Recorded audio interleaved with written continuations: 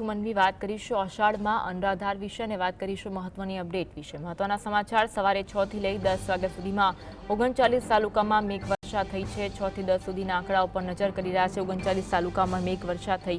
કચ્છ પંથકમાં મેઘો મહેરબાન બન્યો છે। કચ્છમાં ભારે મેઘખાંગા જેવી પરિસ્થિતિ જોવા મળી રહી છે। કચ્છના માંડવી અને ગાંધીધામમાં 2-2 ઇંચ વરસાદ વરસ્યો છે।